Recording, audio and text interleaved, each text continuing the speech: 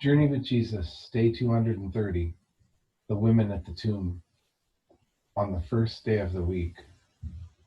Mark and Matthew report that when the Sabbath was over, Mary Magdalene, Mary the mother of James, and Salome bought spices to anoint Jesus.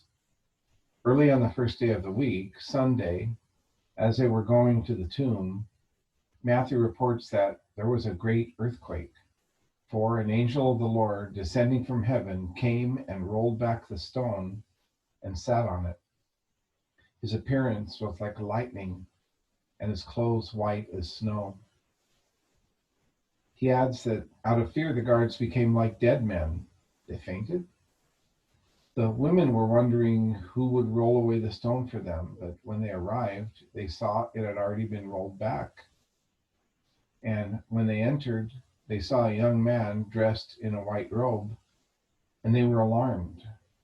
But he said, "Do not be alarmed. You are looking for Jesus of Nazareth, who was crucified. He has been raised. He is not here. Go tell his disciples and Peter that he is going ahead of you to Galilee. There you will see him, just as he told you." The original ending to Mark's gospel has only one more verse, that the women fled from the tomb, for terror and amazement had seized them. And they said nothing to anyone, for they were afraid. Mark doesn't tell us whether or not the women did what the angel told them. And some commentators believe it is because he wants us to decide what we are going to do with the revelation that Jesus has been raised. Matthew adds that Jesus appeared to the women saying, "Greetings," and they took hold of his feet and worshiped him. Jesus repeated the instructions that his brothers go to Galilee. Luke adds that Joanna was with them. The line, "Why are you looking for the living among the dead?" and concludes his account by reporting that the apostles did not believe the women. Peter, however, ran to the tomb and saw the linen cloths by themselves and was amazed. John says Mary Magdalene went alone while it was still dark and found the stone removed.